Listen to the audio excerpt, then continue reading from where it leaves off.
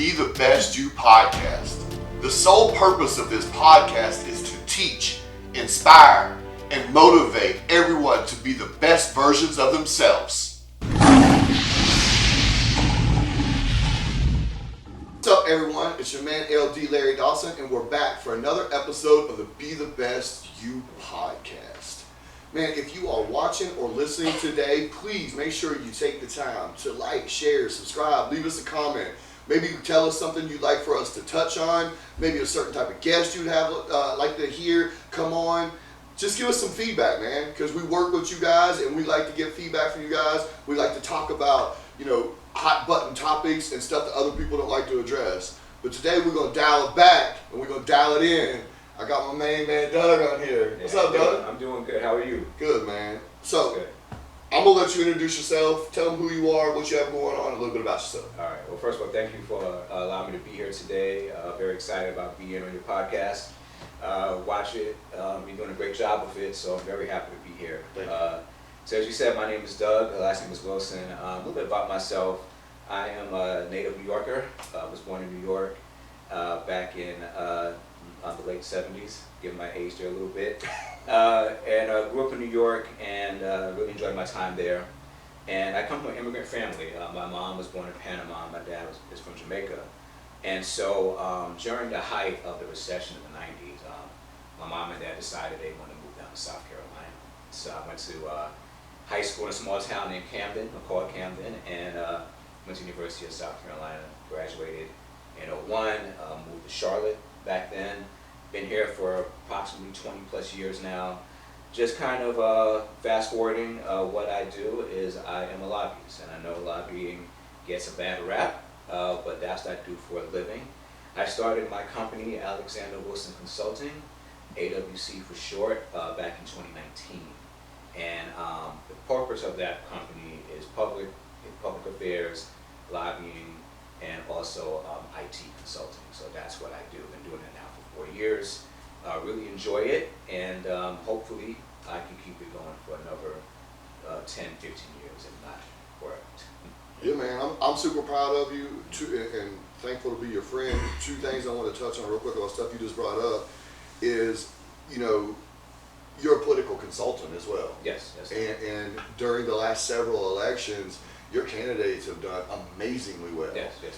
You've had a couple clean sweeps. Yes. If Cal Cunningham would have kept his privates where they belonged, you would have had a clean sweep at that election as well. You were dominating that one until he messed that up for you.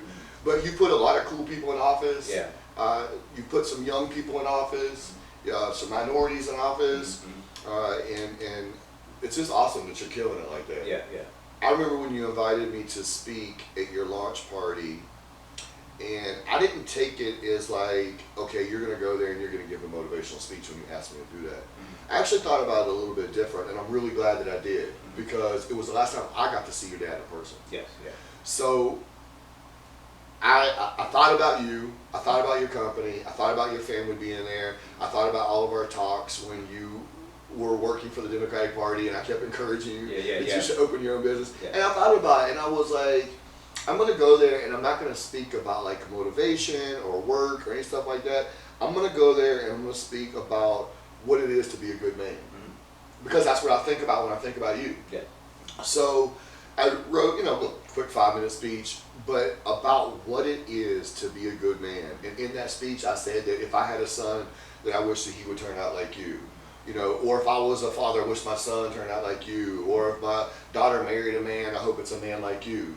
Because even though it was you branching away and starting your own business, I thought it was a great opportunity just to highlight what a great person you are. Thank you. I appreciate that. Yeah, absolutely. Yeah, you bring back some good memories. So like you said, that was 2019 during the launch party. And that was the last time I saw my dad in person. Of course, my dad passed away last June. And one of the things that was good about that meeting, of course your speech was one, but was what my dad said. My dad said that he thought that I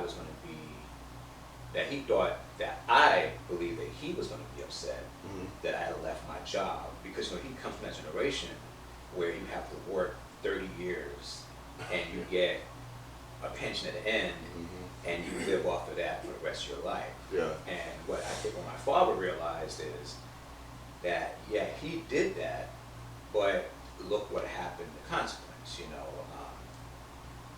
your body breaks down because you're working so hard. So he was proud that I actually stepped out and did that. And that takes a lot of courage, a lot of faith, as you know, to start your own business. One thing I would to tell people, I know we can get more into that later on, is that when you, or if you are thinking about starting your own business, I would say listen to a key point from Jay Shetty. I remember I used to listen to Jay Shetty every morning in the year 2018 and 2019 as I was commuting from Charlotte to Raleigh, which is about a 2.5-hour drive. And one thing he said, you have to figure out what your passion is, what the world needs, and how you can make money from it. And if you can figure that out, that could be the foundation of your business. Yeah, and to even elaborate on that a little bit further, I tell people all the time when they talk to me about opening your own business versus working for someone else, I say to them, you got to do what's best for you, but at the end of the day, if you're busting your butt to make someone else's business succeed, that's not really helping you in the long term. So like, if you could take that same amount of energy and invest it in yourself, then that's for you. Yeah. It's not for someone else. I saw this little story one time that I read it, I never forgot it. And it was the CEO of this company, and like he had a brand new Lamborghini out there.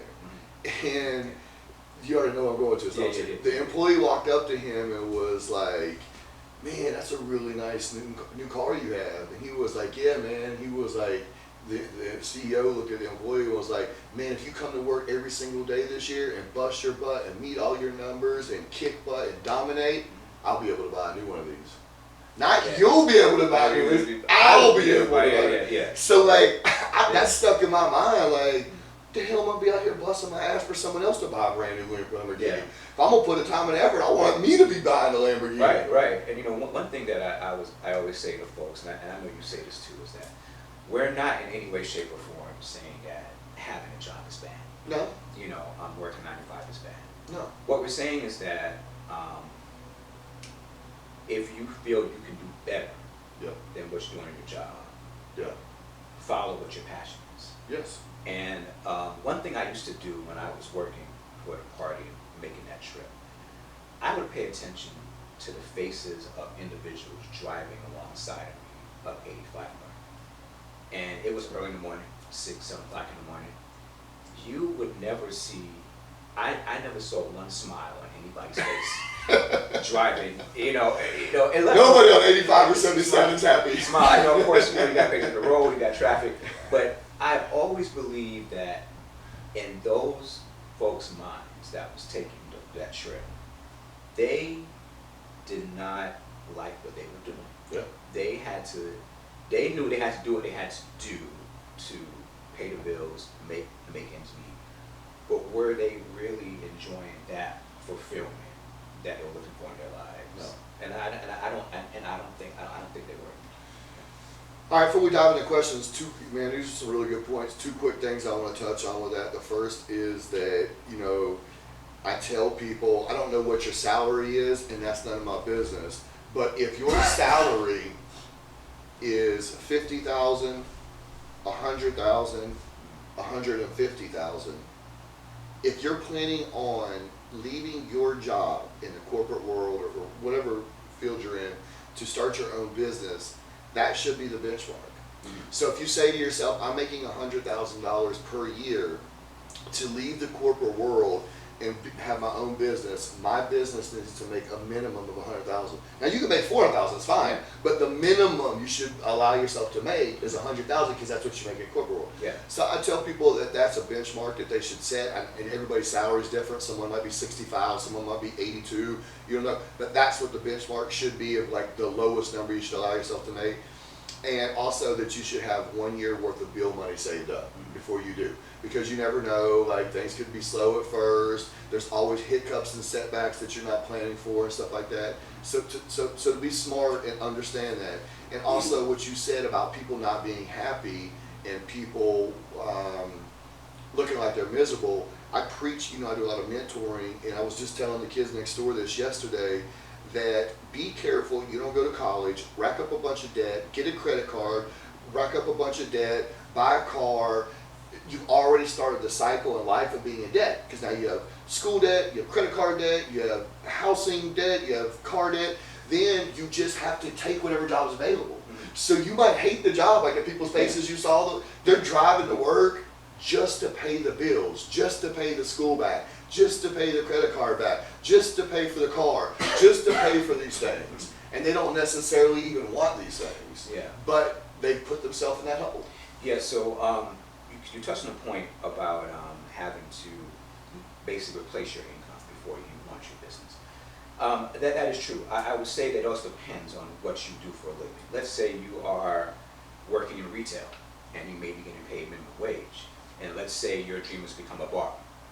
You could probably within a year, depending on your skill set, be able to get 5 clients that are consistent that would replace your income as a retail manager or as a retail associate. Yes. Whereas if you are in the corporate world and you're making 6-figure salary, I would say that work your passion until your passion becomes your reality, right? And for me it was different because in my line of work it's kind of fluid. So when I told my job that I wanted to step out and be a consultant, because I did such good work for them as an employee, they said, hey, we want to be one of your first clients, and they hired me to consult for them. So that doesn't happen. Yeah, so that doesn't happen a lot where the company you're leaving, you're saying I'm leaving, and they say, okay, cool. Well, I'll put you on contract, to do a service. Because we don't want to lose you completely. Yeah, and so for me it's different. So I think everybody has their own benchmark that they would want to hit. And then the other thing that I wanted to touch on, and I got to credit your wife for this, is I started reading that book, The Mountain Is You.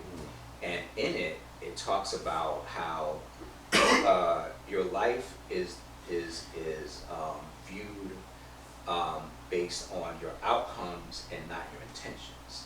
So if your intention is to start your own business one day, and you say that every year, and then you hit, your golden years where you can't do it anymore, then nobody knows about that was your intention. They just know the outcome was you never started your own business.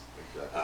I know you don't watch a lot of movies, but a good example of this was in the movie Collateral with Jamie Foxx and Tom Cruise. And the character Jamie Foxx played was a cab driver, and he was telling everybody, "Oh, I'm just doing this part time.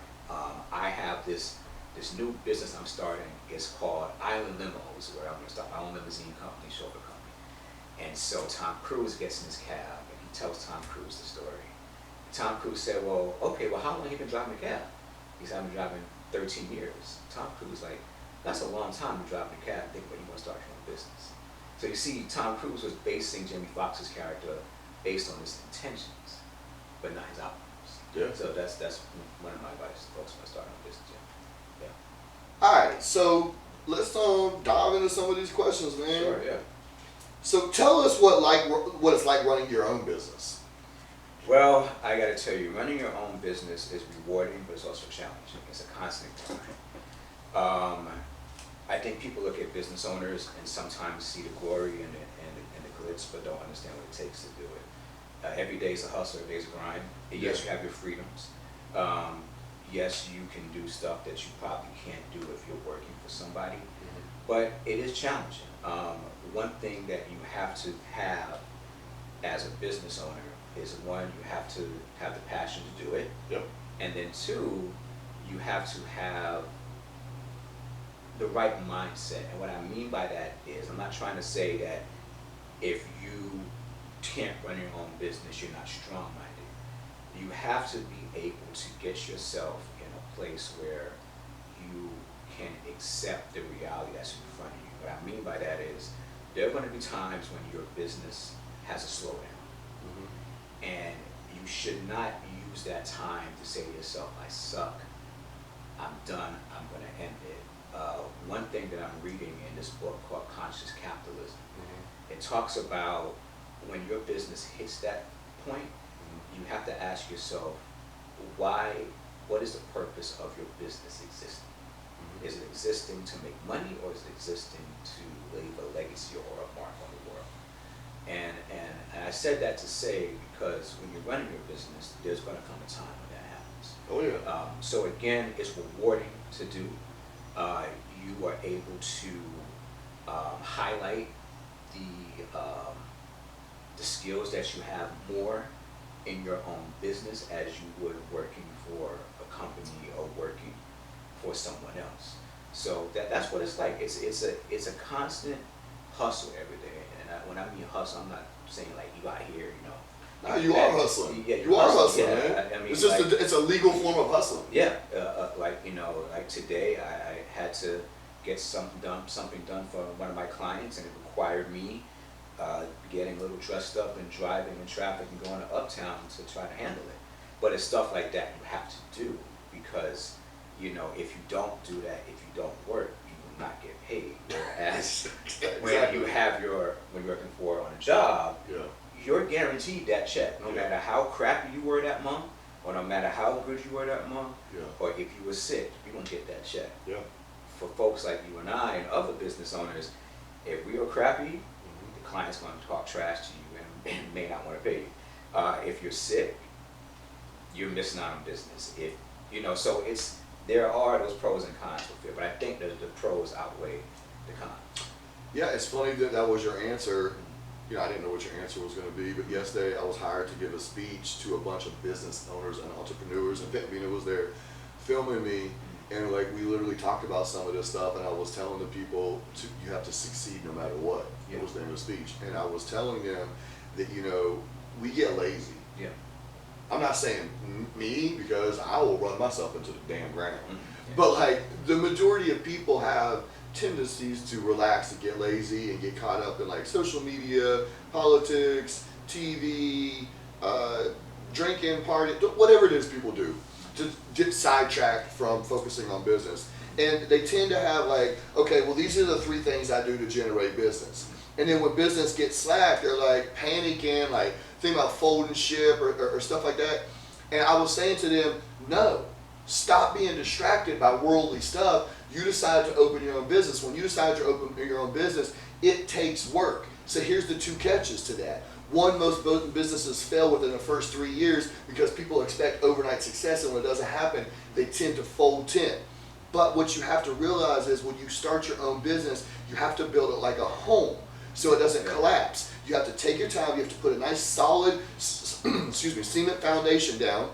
Then you put your support beams up, then you put your roof, then you put your walls, then you put your drywall, then you build your house, you build your business. You wouldn't build your house and put the roof first, right? So you have to take the step-by-step process. I think people get frustrated by that, the step of building their business, building their clientele, building their reputation, building their money and their habits.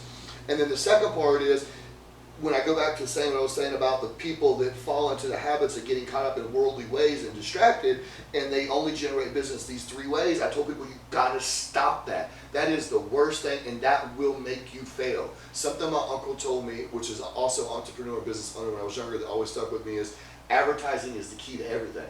So if these 3 steps that you've been using to get you business have either dried up, or the leads aren't coming, or you're not making as much money, then you have to say, you know what? All right, I'm done watching TV for a month. I'm done dealing with politics for a month. I'm done with social media for a month. I'm done drinking for a month. Whatever it is that you need to eliminate from your life to get your business back right. And this is what I was telling people. I don't care if it's something as simple as getting business cards and flyers made and going to neighborhoods and putting it in their mailboxes. That's old school hustling, but that's hustling, and that's how your business is going to survive and thrive. And whether it's social media posts, whether it's the people you meet at the grocery store, at the bank, passing out your info to them, whether it's, it doesn't matter. It doesn't matter whatever it is, but however you're generating, and those have dried up, you have to come up with more, and you have to explore those avenues. Because you can't say my business is failing, I'm not getting business, but these are the only 3 things you're trying. That's on you, man. That's on you. That's you failing yourself, and that's you failing your business, because there are other ways to generate. You're just not trying them. We could sit here and I could name 20 different avenues of different ways that you could try to generate business, but some people will try 2 or 3 or 4 ways and that's it. And I'm like, well, why didn't you try this? Well, why didn't you tell this person? Well, you're around these people all the time. Why didn't you let them know about it? You know, Huggy started the Airbnb stuff, and you know, he goes to his hospitals all the time, and he's a paramedic. So he got business cards made. He keeps them in his pocket. Every one of the paramedics he gives it to, every one of the people that they go help he gives them to, everybody at the hospital, the nurses and stuff he hands them to.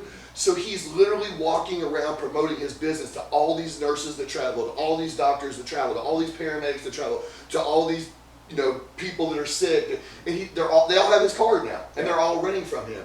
And that's super simple, but it's really genius. Yeah. Because literally every single person he runs into is a potential client. Yeah, he is. And you know, I think, you know, folks react differently to things.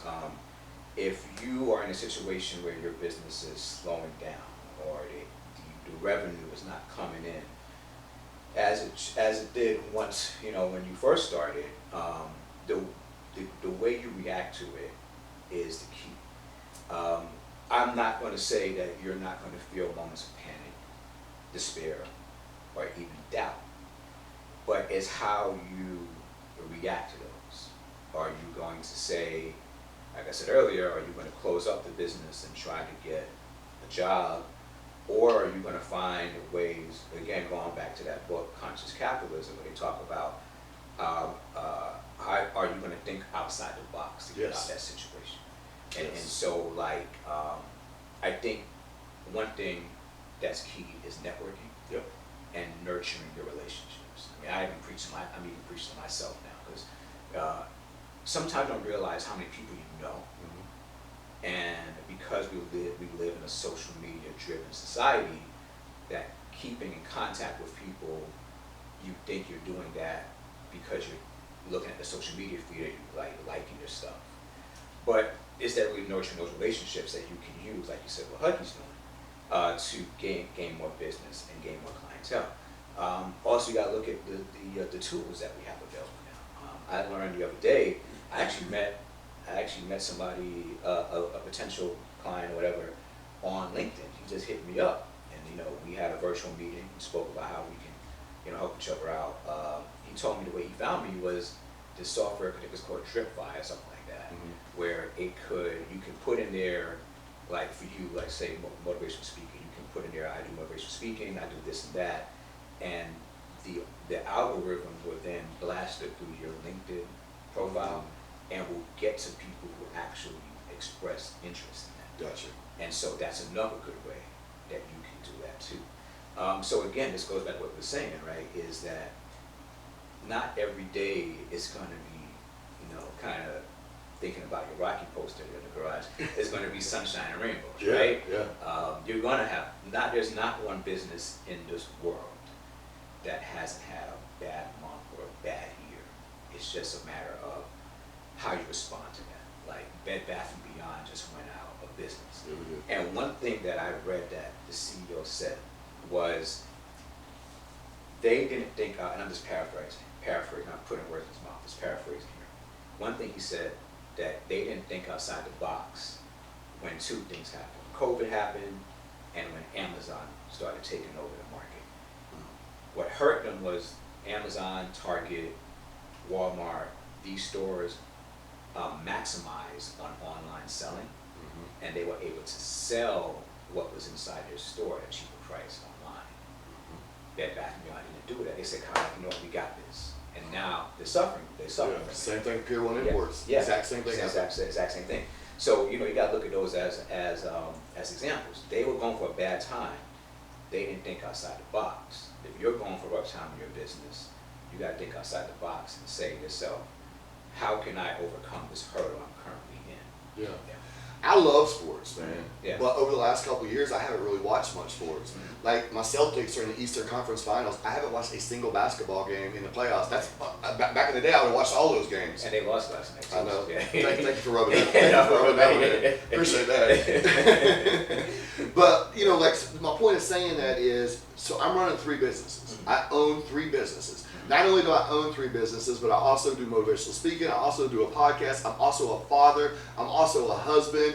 You know, I also mentor young kids and stuff. I am absolutely slammed. It's crazy to me when I hear people say they're tired or they're busy. Like, I'm not going to call this person out. There's a good friend of mine, you know them, they own a company right down the road, and they were trying to tell me how busy they were and how they weren't able to catch up. And I literally was like, if you had to follow me around for 24 hours, you wouldn't believe it. If you literally watched me, you could have a physical camera on me and watch me for 24 hours, it would blow your mind. Because I would bet you $100,000 cash right now that I do more in 24 hours than you do in 3 days. Guaranteed. Right? So like, and I don't shortchange my wife at all. I make sure my wife gets several hours a day of good attention from me. I make sure the kids get several hours a day good attention from me. I make sure that all of my businesses are taken care of and flourished. I make sure that when I come on here, I'm prepared, my questions are ready, I have everything prepared. I make sure when I go do my speech, I've already wrote it, I've already went over.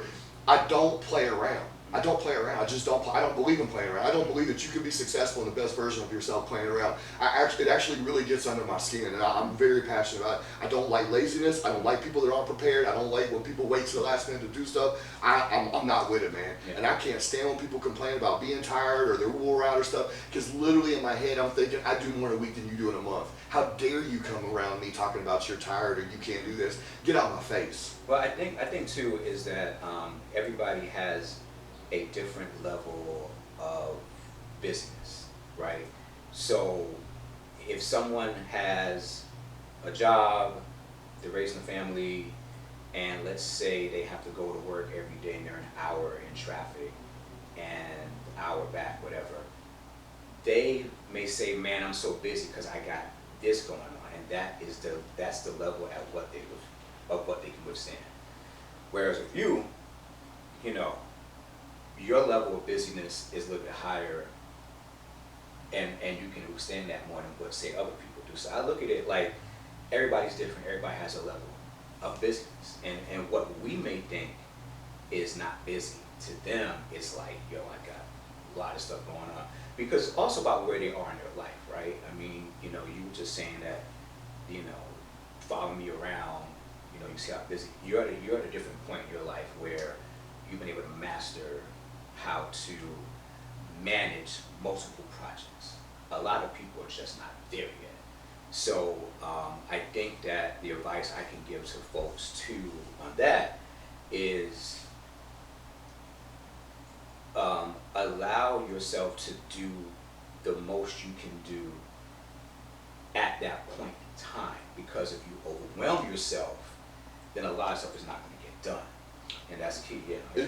What you said is crucial, but there's layers to that, and some of the layers is our energy levels affected by the food and the water that we put in our liquids that we put in our body. When you're not putting the right foods or liquids in your body, it affects your mood, it affects your energy level, it affects the way you're able to operate. So if you're eating bad or drinking bad, you will not be able to be efficient, you will not be able to be the best version of yourself, and you will not be able to keep up, and you will feel tired and lazy. Also, other things, social media is a major distraction. So many people tell me, I don't have no time, but then they'll spend an hour a day on social media, or they'll watch 1 or 2 shows in the evening, or they'll drink. And you know, obviously drinking messes you up, and your body has to work overtime to get that out. It's like putting poison in your body.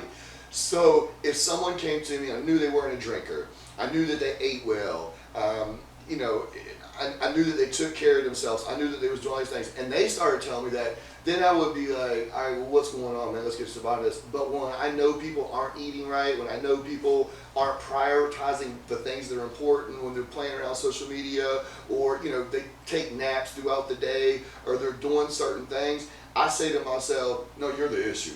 You are the issue. You're your own worst enemy. If you would tighten your life up and you would tighten these things up, you'd be better. I don't know if you remember Stephanie that used to come to the gym back in the day and train with me, but I used to use hers for an example to people. She had 3 kids She caught her husband cheating on her. Her husband left her. She had 3 young kids she was raising by herself. She had a full-time job as a nurse at the hospital where she would work 13-hour shifts 4 days a week. And then she had a part-time job at a nursing center 2 days a week. And she still would come to 3 training sessions a week, never miss any, never complain. And I would have people that like had 1 kid with a husband or wife and had 1 regular job, and they would come and they would whine and cry about how tired they were and how they didn't have no time. And I would always bring Stephanie up. And I'm like, man, this woman is a single woman with raising 3 small kids, working 2 full-time jobs, and comes here 3 times a week and kicks butt. I don't want to hear it. No excuses. Yeah, I think it's a mindset too. You know? Yeah. I think that one, there's a lot of what you said. One, I think society promotes a Laziness. unhealthy lifestyle. Yeah, very true. So if you are working 12-hour shifts, you're working third shift, or you're working first shift, and you're busy, you got kids and all of that, society has it to where you can stop off at different fast food restaurants to not only feed yourself, but feed your family at a cost that's not that's affordable. And Used so, to be. yeah, That was like used to be. Now, $15, yeah. right? But Cheeseburger. you talk about how putting the right foods in your body Yeah. and all that. That is a choice that people have to make. Mhm. I think that society and local, state, federal governments can do a better job of, and you and I may disagree on this, but I don't know if subsidizing is the right word, but making it more affordable and more accessible for people to access those healthy foods so they can nurture their body. Have you been over in like Europe area? I can't remember. Like in Europe? Yeah, have you traveled over to Europe? Yes, I traveled to Europe. So what you're yeah, saying is yeah. what they do over there. So I don't know if you remember this. So Yeah. like when you go in like the grocery stores or convenience Yeah. stores, so they have like the regular food Yeah, out, and yeah. it's cheaper. Yeah. Like so like now when so Yeah. we go to the grocery store here, right? What we see is the food's expensive, Yeah. but up by the register you see little candy bars and Candy stuff. They're bars, like yeah. $1 or whatever Yeah. piece. It's the opposite there. The Yeah. regular food's out and it's cheap, and they have the candy bars and the bread and stuff like that behind glass cases, and it's Yeah. like $10 for a candy bar Yeah. because they don't promote that or want that. If you want to pay this crazy Yeah. price, you Yeah. can have one, Yeah. but you're going to pay for it. Yeah. So like what Yeah. you're saying is very true. If they would flip that, but you know, we're in a capitalist country. Yeah. We promote unhealthy living. The healthcare system doesn't want to lose their customers, so we promote that unhealthy Yeah, lifestyle. and it's all over where you go. I mean, not trying to tell people where you live, but if you know, outside your neighborhood, in my neighborhood, you can find some fast food restaurants to go to. And again, I mean, I'm not going to sit here and be a hypocrite and say that I haven't had those, you know, every once in a while, once in a blue moon. But that's something you're eating every day in your body. It will mess you up. There is one other point I want to make too, going back to the accessibility of a lot of these healthy foods. One thing I remember growing up in New York, and you probably remember this in your days in Boston, is that in those inner cities on the corners, you had those little restaurants, I mean, those little supermarkets that would have their fresh food on them. Oh yeah. Yes, you had access to, you know, even though you lived in the inner city, you had access to fruits and vegetables because they were right there on the corner. And so I think that society kind of drives, unfortunately, this how can I put it, this lifestyle of being busy, being overworked, and forgetting to exercise, forgetting to work on your passion. And that's why there's so much money in these self-help books. That's why people like yourself are called upon to speak truth to power to people. Because every day, you know, and I know you and I have had discussions about the news. I know you don't watch it. I watch the news, but you know, every day you're seeing this constant 24 news cycle that is telling you what's going on in the world, but you have to turn to other channels to find out how you can live a better life. And so I think that, you know, just wrapping up this question, I think that one, that folks have to learn how to change their mindset. I think it's the hardest thing to change in the body. You can change where your body looks, you can change your eating habits, but changing your mindset and your way of thinking is so hard because that's where the battlefield happens. Joyce Myers has a book called The Battlefield of Minds. Christian pastor. And that's where the battle happens. Mm-hmm. That's where the devil attacks you at. Psychology 101. Yeah, that's where your negative thinking happens. And every time you try to think positive, if you ever notice, there's always something in your mind saying, don't even think like that. Your body actually feels more at ease when you think negative than when you try to speak positive. You ever try to speak positive about yourself in a day, you start squirming a little bit. But if you sit back and say, man, things are just bad, I ain't got no money, I ain't got this, you kind of feel like your body's in a place of comfort. So that's something else that I don't know how to. No, that's a good point. I'm actually the opposite, but you know what you're saying is 100% true because our body sends signals to our mind. Yeah. And our bodies and our minds, they get addicted to those feelings. Mm-hmm. So if you naturally have negative feelings, Mm-hmm. when you do have the positive feelings, your body's that's not the feelings your body craves. So it's going to seem unnatural. Whereas in my case, I've flipped my mindset, over about 20 years ago, so I only think positively. So when I start to think negatively, it makes me squirm and feel weird and stuff. So what you're saying is true because we're creatures of habit, and it takes 30 days to change a habit. So you would have to really be consciously aware. Remember I gave you the suggestion one time, if a negative thought ever crosses your mind, to say out loud, stop, because a thought in your mind can go indefinite. But the moment you speak out loud and say stop, you stop that thought. Yeah.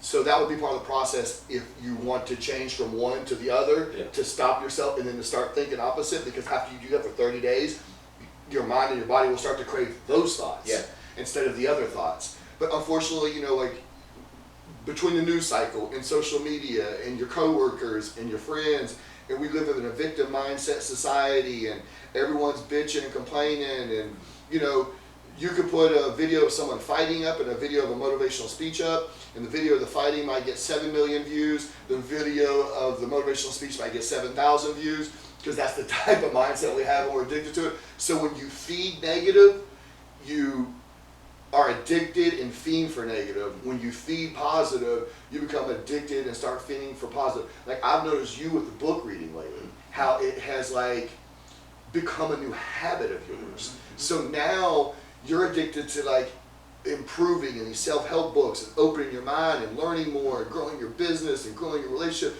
So I've watched how you flipped your mindset with that, and that's helped you grow and change, which is beautiful sitting in my shoes, because one thing I see, I'm not saying this is you, but this is something that I see in the world we live in people, is that we grow up and our parents tell us certain things.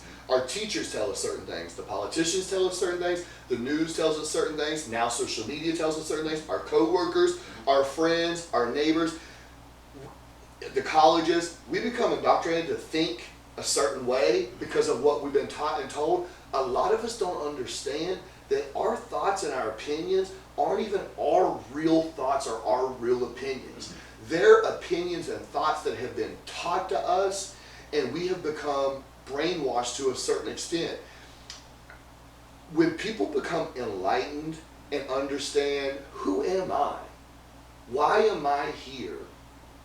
What do I want to do with my life? What really makes me happy? And how can I change for the better? And they start to say, I got to stop living for my parents. I got to stop living for what that college professor taught me. I got to stop living for what the news is telling me. And they start to make decisions based on their real happiness, like what really makes them happy, whether it's your relationship with your wife or your kids, whether it's going, out to the ocean and meditating, whether it's going for a walk, whether it's going for a hike, whether it's going skydiving, whatever it is that brings life and excitement to your life, your thoughts, your feelings, and to separate those from what you've been told. I feel like that is real freedom. Yeah. I was locked up and I come home and you consider that freedom. That don't mean shit, because I could still be serving prison time in my own head if I wasn't right. Being free is being free. Yeah. Being free mentally to live your life for you and for your family. Yeah, a couple points there. I think you have a good point. In my opinion, true freedom is having a peace of mind and be able to live your life regardless of what's going on around you. If you're having a bad day, and in that bad day you say, man, today was a crappy day, if you just said, hey, today was a bad day, but hey, I'm glad I'm still here. I'm glad I got X, Y, and Z. I'm gonna give it to God, blah, blah, blah. Today was a bad day, but look at my beautiful wife. Yeah. But, and if you talk like that, people look at you like you are actually crazy. Another point I wanted to highlight is time. King Henry VIII, many folks know who that was an English monarch, and one of the most controversial English monarchs that country's ever seen. Towards the end of his life, he was talking to his friend Charles Brandon, and he was telling his friend,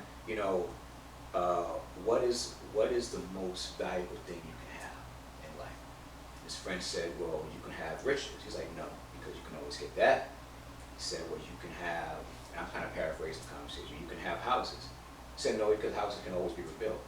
He said, time, out of all things, is the most irrecoverable. You can never get it back. That's it. And then I think also on the other point you said, a lot of people self-sabotage themselves. Again, I think Jess needs to make some money off of this, going back to the mountains.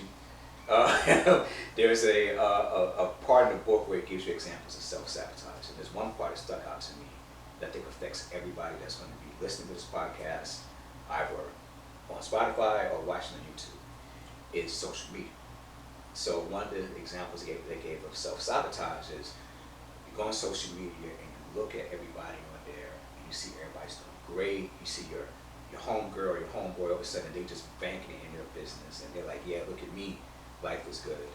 Or you see this dude that's ripped to shreds, like, man, I wish I looked like that. Or if you're a woman, you see this woman that has this great body, man, I wish like that. And you leave social media reading that and you start feeling crappy about yourself. You start saying, man, I'm not ripped, or I don't have this still body, or I don't got this money like so-and-so on social media. That's an example of self-sabotage. Mm-hmm. So like what you were saying is that, when people have this mindset that they're whack or whatever, they're really self-sabotaging themselves to the point that they may not be able to get out of that. No. One of the next questions I have for you, I guess we could kind of like just graze over it because we kind of already touched on it. Yeah. For anyone out there that's watching or listening is thinking about leaving their 9 to 5 and starting their own business, what advice would you give them? I mean, you already gave them some rock solid advice. If there's one other extra little tidbit that you could drop on them, what would it be? I would say be open to failure. Yeah. Be open to failure because you will fail a lot of times. Now, that doesn't mean that your failure will result in your business crashing. It could mean that one year you made $100,000, next year you may probably make $50,000. It could mean that you're having a bad month, you're only bringing $200 a month. Let's give an example. So I think you have to be open to failure and embrace the reality in front of you. If the reality is I'm working 12-hour shifts, or I'm working a 9 to 5, but I'm passionate about being a motivational speaker. Realize that, okay, it may take me some time to replace that income, but if I did some motivational speaking on the side on the weekend and promoted that, eventually it will happen. So the second point would be, don't get discouraged if things are not happening right then and there. Yeah. Build that foundation. Yeah, building a foundation. I came up with the idea and the logo of my company in 2010. It didn't launch to 2019. Now, it may not take you that long, but it took me that long because I had to build up enough respect and enough clientele within the political circle for me to then branch off like that to where my job gave me a contract a few days later after I left. So that would be my advice. So for the next question, let me say this to anybody that's watching or listening. He said failure. I look at failure as a loss. And in life, you can take that loss and you can make it a lesson. So that failure / loss should be a lesson. Life is the greatest teacher. When you get that, use that lesson of what not to do again and what you should be doing. Remember, a failure does not have to be a loss. It can be a lesson. That's right. So the next question is, and this is good because this is my passion here. My passion is my relationship with my wife. Mm-hmm. So I know you have an amazing relationship too. You are actually one of the relationships that I look up to, right? So the next question is, you've been with your wife for well over 10 years now, and you have a great relationship. What is the key to your success? Well, I know this is cliche. I would say communication. Being able to tell your wife or your husband everything. Being able to be open and also compromise too. That has been, in my opinion, the foundation to my marriage is, being able to communicate with my wife when I'm having a bad day, I'm having a good day, and she does the same thing. If there's something that we may have done to each other that may have made that other person mad, you express that at the end of the day. So I think that's the key. And for those of folks out there that's looking to get married, I know it's a cliche too. Make sure you marry for love. Yes, absolutely. Because what happens in a marriage is the most difficult things you're going to go through, honestly, is finances. That's going to be key. And there are going to be days where it's going to be really rough in a marriage.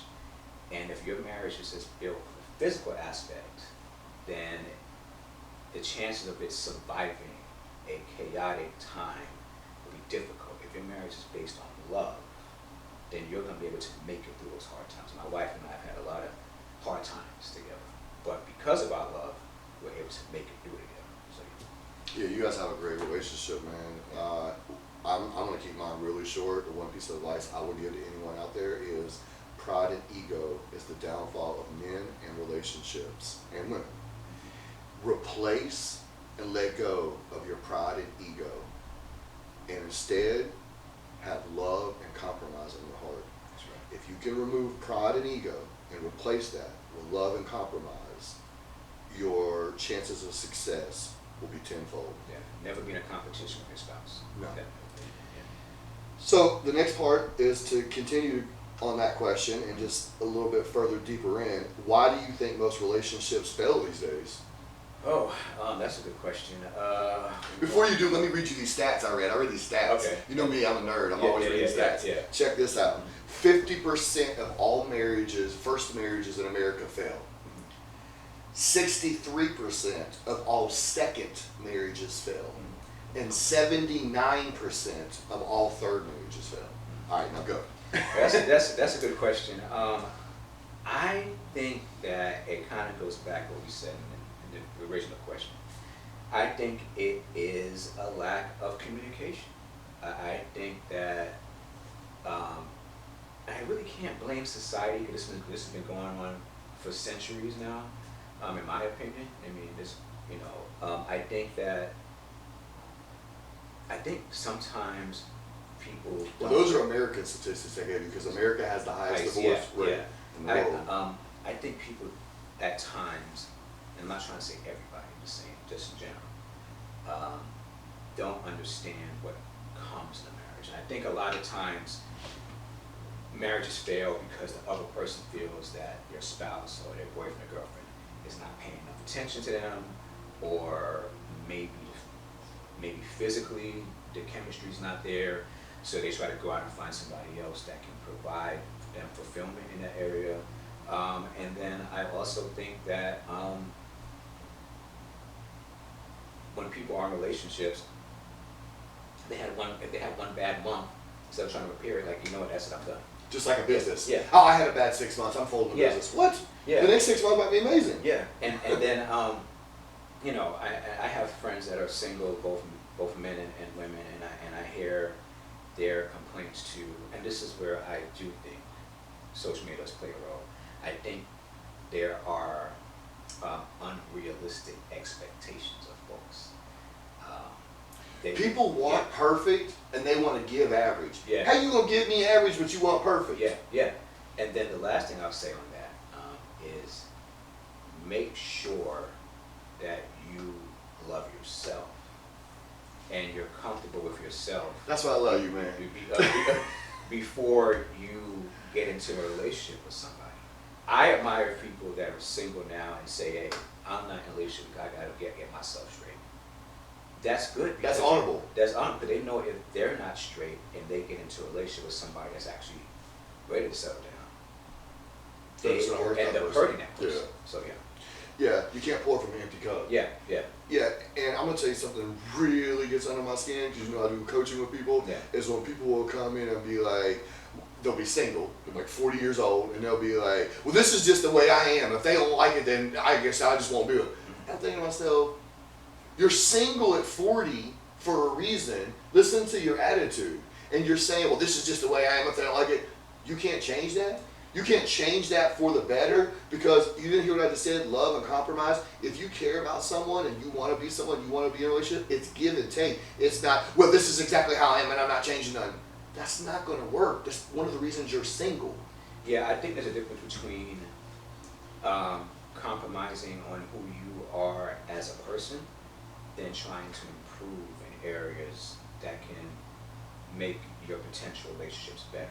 So if you are a person, whether a man or a woman likes to spend a lot of money, that's something you can, improve on. But if you're just naturally a quirky person, that's just who you are. You can't change it about yourself. You can, Yeah, but you can't. But like, if you're the type, first of all, petty stuff doesn't bother me. Like a lot of people are super petty like that. I remember this girl telling me one time that she wanted to shoot her husband in the head. Not literally, she like said the thought in her head. Because when he was stirring his coffee, his spoon would hit the side of the cup and make noise. And she said every time the spoon would hit the noise. And I thought to myself, like, man, that's so petty, right? But like, if you're a quirky person that doesn't shut the pantry door, and your spouse is like, hey, like that really grinds my nerves. You should like that, like shut the pantry. Yeah, that's something like that. Yeah. But if you're like, if you're just so hell bent on not changing things about you that that can change, Yeah. then you're not. It's going to be hard for you to excel in relationships. Do not get in a relationship unless you are ready to get in a relationship. And if you are in a relationship, understand this, that it's give and take. It's not take. It's give and take. Yeah, it's give and take. That's right. Yeah. All right. So the next thing is, I'm always preaching that we have to be on point mentally, physically, and spiritually to be our best. Where do you stand on that? I stand in the place that we need to have that. We're now in May of 2023, and this is Mental Health Awareness Month. And I'm glad that society is now looking at mental health from a different lens, as they were differently 20, 10, or even 5 years ago. I feel like mentally, you have to be healthy, because if you're not healthy mentally, it can affect every aspect of your life. And when we say mental health, that doesn't mean someone that's like, Diagnosed mentally retarded, or yeah, schizophrenic, or stuff like that. Mental health could be depression, anxiety, grief, that needs to be handled. That's why you hear a lot about self-care now. That's why a lot of companies are promoting self-care, because they even realize, from a financial standpoint, if their co-workers are not mentally healthy, their productivity goes down. Physically is very important, because your body, cliche body is a temple, etc. But you have to take care of yourself physically. Now, what I tell folks, they look at me and they say, oh man, you work out, whatever. But my workout regimen doesn't necessarily have to be your workout regimen. No. If you don't like to lift weights, but you like to jog and swim, whatever, do that. If you like to lift weights, do that. But be active. Just, if you like to watch TV, do push-ups during when you're watching TV, or do some sit-ups. Or if you have an exercise bike at home, you can get on that while you're watching TV. So that way, even though you like to watch TV a lot, I'm saying you in the same general like to watch TV a lot, you're exercising at the same time. Spiritually is extremely important too, because we are spiritual beings, and so we have to be connected with God. I'm a Christian, so I believe in God, Jesus Christ and the Holy Spirit, the Trinity. I believe in that. But if you're a Muslim, you got to be connected spiritually to Allah. If you're a Buddhist, to Buddha. So one thing that I want to do more of is meditation. Of course, more praying as well, because that's also an important aspect. Yeah, I was curious to see what your answer was on that. And the physical part touches into what we were saying earlier when people are saying that they're busy and they're tired and the world don't have no energy. One of the first things I do is I look at them and I think about their eating habits. Because I know this for a fact, and you do too. You took some nutrition and exercise science, so you know this too. Yeah. Your moods, your energy levels, and your fatigue, like that, it's based on the food you're putting in your body. If you go to the store, if you go and buy a brand new Corvette right now, and they tell you this Corvette, or we ain't gotta make it up and make up this area. My Lexus is sitting in the driveway. It takes premium fuel. If I continue to go to the gas station and put regular unleaded in it and it starts to mess up, that's my fault. I know it's supposed to take premium fuel. Yeah. We are the most dominant creatures on earth. We are formed and built a certain way. We are supposed to put food in our body to live. Yeah. To live. Yeah.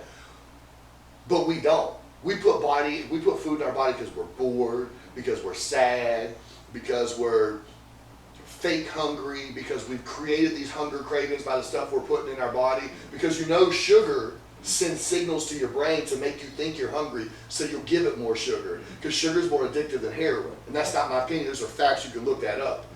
So we eat for the wrong reasons. We're supposed to eat to stay alive and be healthy, but instead we just eat out of boredom or to snack or because our bodies are addicted to wrong things, and then we become tired and lazy and not the best versions of ourselves, and then we wonder why we don't have the energy level, because your car/body is running off of the wrong type of fuel. If you are running off of chocolates, if you are running off of honey buns, if you're running off of cheeseburgers, if you're running off of these type of things, your body/car is not going to perform properly. Yeah, it's not. And when you talk about fake hunger, that a good example of that is sometimes when you get hunger pains, I know when I get them at times, sometimes what I would do is test it out and make sure I'm actually hungry or am I dehydrated. And drink a whole lot of water. Man, I do that too. And then if your stomach stops hurting after that lets you know that you were dehydrated. Yep. I only eat, and me, you and I may disagree on this, but I only eat when I'm hungry. I don't eat because it's like, oh, it's 12 o'clock, I gotta eat my lunch. If I'm not hungry at that time, then I'm just drinking water. There's nothing wrong with that. Yeah, and so I think that's where people mess up on that. You're supposed to eat to live, not to eat because this is my schedule. Yeah. You know, so you're dead right about that. The people who do that, they'll eat at, it's 12:49, I'm gonna eat. I need to eat right now. Yeah. All right, so let me move on to the next question, man. I know we went off topic for a little bit. The world is full of so many distractions. How do you block out those distractions and stay focused and successful? That's a good question too. I was curious to hear your answer on this one. Well, I think it takes discipline. Like you said, there's distractions all around us. You could be in your office and the lawn guy's outside on the lawn. Yeah. Why are you doing this while we're filming a podcast? Yeah, I know. Or world events going on, your phone or whatever. I think what folks should do is utilize their calendar. And what I try to do, I use Google a lot. I have Google Calendar, and even on your phone, you need to block out time during the day where you're going to work on a certain project. So what I'll do on Google Calendar, I'll say 9 to 11, I'm working on this project. And then if you have an iPhone, I don't know if you have this with Samsung, but iPhone allows you to set your phone to different levels. So you can put on Do Not Disturb, you can put it on sleep, or you can put it on what's called, I think it's called focus. And it will shut your phone off and let people know that you have silent notification. So, and that way, that helps with that distraction. So I think what you gotta figure out, what is really distracting you. Like, you and I are talking right now, and although there is activity outside, it's not distracting us. No, even Bambino coughing. Yeah, it's not distracting us, right? But if you know that, say, the TV on the background while you're working is a distraction, turn it off. if you know your phone's going to be a distraction, put it on Do Not Disturb. When you do that, that shuts off your phone. If you have an Apple Watch or a Samsung Watch, it shuts off your watch. So figure out what level of distraction is and then tackle. Yeah, I've heard people, and even my wife, she no longer has social media. She just removed it completely out of her life. But when she did have it, and Lee, Lee, which I saw last weekend, Yeah. I forgot to tell you about that. They had made some good points to me about stuff like that, where they would mindlessly grab their phone and like hit Instagram or Facebook or whatever social media and scroll through it. They told me that they realized that was distraction and they just removed the app from their phone. Wow. So they no longer had that choice. And if they ever did want to go look at something on Facebook, then they have to re-download the app, log in and stuff. Yeah. So that would be something they only do like maybe a couple times a week instead of like several times a day, just mindlessly grabbing it and hitting it. Yeah. So when I heard Jess and Lee both tell me that, I thought to myself, that's actually pretty smart. Yeah. Because you know how many people just mindlessly grab their phone and click on one of those social media apps, but if you delete it off your phone, it's not on there for you to do that. Yeah. And like I said, they knew what their distraction was. Yes. Where for me personally, Instagram's not a distraction for me. So I'm not going to pick up my phone during work and look at it. But if I had, let's say, if my distraction, I'm not saying it is, but like say, if it's having the news on behind me, I'll turn the TV, do my work, and it's gonna repeat itself anyway. Yeah. So I'm not gonna miss anything. But I think people, you have to know what, just because, Jess and Lee said their distraction is social media, doesn't mean that's your distraction. You gotta figure what your distraction is, like be honest with yourself, and then tackle that. Yeah, I mean, it could be social media, it could be TV, it could be food, it could be gossiping, it could be a lot of different things. We lie to ourselves before we lie to anybody else. Yes. You just have to be honest with yourself. It just really, like, seriously, be honest with yourself. Say, what could I do to make my life more productive and better and eliminate distractions? And think about the things that you do the most that doesn't bring any fulfillment to your life. Right. And whatever those things are, there's your answer. Right. That's right. All right, man. I got this good question for you that I've been asking people a lot lately before we end the show, because this is the Be the Best You podcast, right?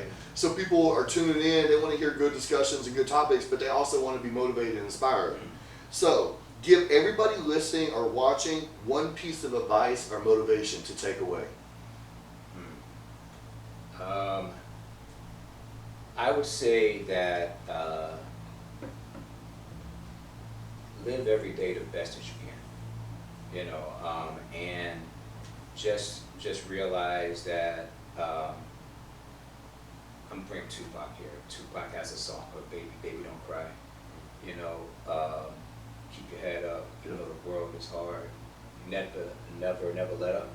So every day you're always going to have challenges come your way. Yep. It's going to hit you. Maybe when you get up, it may hit you right at an even time. Yep. But if you kind of follow those words, don't cry, keep your head up, even though the road is hard, never let up. So I would say that's my one piece of motivation. Yeah, and one crucial part to that I want to end this with is that you said live every day to the fullest, but also remember this is your only life. There's not a redo. Too many people take their life and their time and their days for granted. The moment we're born, I hope you guys know what an hourglass is. It's the little thing you see with the sand stripping down from one side to the other. The moment that we're born, our life is like an hourglass. You talked about how time was the most important thing. That hourglass goes like this. It gets flipped upside down the moment we're born. And that sand never stops dripping. Every single second you're alive, that sand's dripping. Here's the catch to that. Everybody's hourglass has different sand in it. And none of us know how much sand is in it. Some of our hourglasses have 20 years worth of sand. Some of our hourglasses have 80 years worth of sand. But none of us know. And that sand, that time never stops. So take today, tomorrow, and every day going forward, appreciate it, live it to the fullest, and be thankful and blessed that you have another day and another opportunity to live life to its fullest. Yeah, that's true. Doug, man, listen, check us out. Why don't you let everyone know if they want to talk to you, hire you, find you, check out your social media. Let them know your website, your social media handles, your email, and any other way they can find you or get in touch with you. Sure. So my website for my business is alexanderwilson AlexanderWilsonConsulting.com. Again, it's AlexanderWilsonConsulting.com. My name is not Alexander. That's my middle name. That's my last name. Because people thought that was my first name. Social media handles. So on Twitter, I'm at Wilson Alexander, and then on Instagram, I'm D as in Doug, D.A. Wilson 78, and that's where you can find me. You can hit me up if you want to hire me for public affairs or lobbying, or even trainings. Please let me know. I'll be more than happy to provide my services to you as well as for you. If you're a business owner in this area and you need a good consultant, this is your man right here. Do you have an email address you want to give them? Yeah, so email address is Doug@AlexanderWilsonConsulting.com. That's a very long email address. I'll say it again, it's Doug, my first name, @AlexanderWilsonConsulting.com. Don't worry about it. After you use it the first time, you can save it. Thank you for coming on, man. I appreciate it. Appreciate it. All right, so listen, if you're watching or listening today, please make sure you take the time to like, share, subscribe, and leave us a comment. This has been another episode of the Be the Best You podcast. Until next time, try until you fly.